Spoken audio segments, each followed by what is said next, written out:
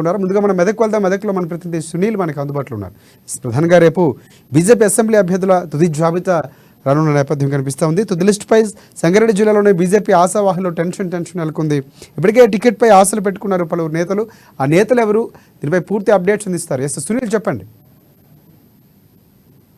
జిల్లాలో దాదాపు ఉన్నటువంటి 4 నియోజకవర్గాల్లో ఇప్పటి వరకు బీజేపీ అభ్యర్థులను ప్రకటించలేదు. అయితే గతంలో మొదటి దఫా బీజేపీ అభ్యర్థుల లిస్టు విడుదలైనప్పటికీ కూడా సంగారెడ్డి జిల్లాలో చూసుకున్నట్లయితే సంగారెడ్డి, ఆందోళ్, జైరాబాద్, నారాయణఖేడ్లో అభ్యర్థుల ప్రకటన మాత్రం రాలేదు. అయితే తుది జాబితా రేపు విడుదల కానున్న నేపథ్యంలో రేపు అభ్యర్థుల ప్రకటన ఉంటుందని చెప్పి కూడా భావిస్తూ ఉన్నటువంటి పరిస్థితి ఉంది. సంగారెడ్డి నుంచి మనం చూసుకున్నట్లయితే రాజేశ్వరరావు దేశపాండే ఈయన గతంలో 2018 అసెంబ్లీ ఎన్నికల్లో కూడా సంగారెడ్డి అభ్యర్థిగా పోటీ చేయడం జరిగింది. అయితే ప్రస్తుతము మరో కొంతమంది నేతలు బీజేపీలో చేరడం జరిగింది. వారు కూడా టికెట్ కోసం ప్రయత్నాలు చేస్తున్నారు. వారి పేర్లను మనం పరిశీలించినట్లయితే పులిమామిడి రాజు, ఈయన ముదిరాజ్ సంఘం జిల్లా అధ్యక్షుడిగా ఉన్నారు.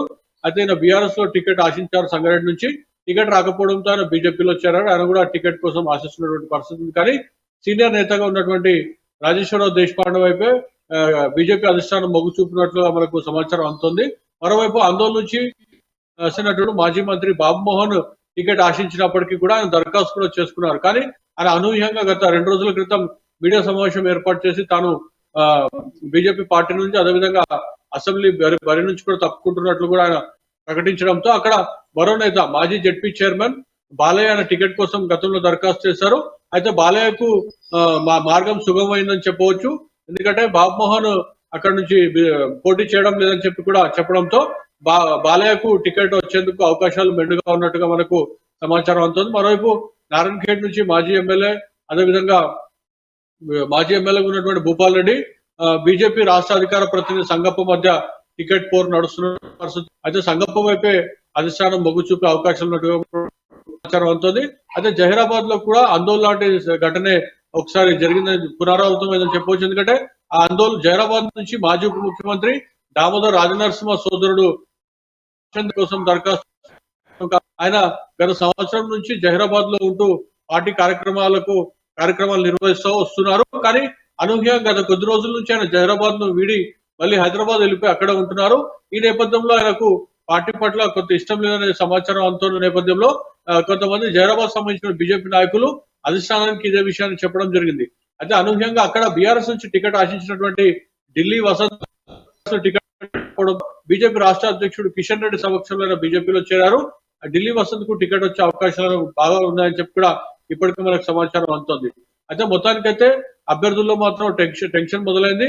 అభ్యర్థులు వారికి ఉన్నటువంటి పరిచయాలను బట్టి వారు రాష్ట్ర స్థాయిలో అదేవిధంగా ఢిల్లీ స్థాయిలో కూడా ఇప్పటికే చక్రం తిప్పారు. కానీ రేపు టికెట్ ఎవరికి రానుందో మాత్రం తేలనుంది. ఈ నేపథ్యంలో ఇప్పటికే టికెట్ తమకు వస్తుందని చెప్పి కూడా క్యాడర్ ని పెంచుకోవడంతో పాటు వారు ఇప్పటికే కార్యక్రమాలు చేపడతా ఉన్నారు కొంతమంది ఆశావాహులు. ఈ నేపథ్యంలో వచ్చాక మరి ఇప్పటికే నియోజకవర్గాలు 2 నుంచి 3 పోటీ పడుతున్న మరి టికెట్ ఒకరికి వచ్చే అవకాశం ఉంటుంది. కాబట్టి మిగతా నేతలు వీరికి సపోర్ట్ చేస్తారో లేదంటే పార్టీ వీడి వేరే కుంపటి పెడతారో లేదా రెబల్ గా పోటీ చేస్తారో లేదా ఇతర పార్టీలోకి వెళ్తారని మాత్రం కొద్ది గంటల్లోనే తేలనున్నటువంటి అంశంగా ఉంది. మరోవైపు టికెట్ కి సంబంధించి అయితే ఇప్పటికే ఎవరి ప్రయత్నాలు వారు చేసి రేపు టికెట్ల అనౌన్స్మెంట్ కోసం మాత్రం ఎదురు చూస్తున్నటువంటి పరిస్థితి ఉంది. రాజశేఖర్, సునీల్, ఇంకోటి ప్రధానంగా చూసుకుంటే ఇప్పుడున్నటువంటి పరిస్థితుల నేపథ్యంలో ఒకవేళ ఆశావాహుల్లో టికెట్ ఆశించిన వారికి ఎవరికి ఒక్కడికి వచ్చే అవకాశం కనిపిస్తుంది, మిగతా వారు వారికి సపోర్ట్ చేసి ఎన్నికల్లో ప్రచారం చేసే అవకాశం కనిపిస్తుందా, లేదా పార్టీ మార్పు దిశగా ఏమైనా ఆలోచన చేస్తారంటారా?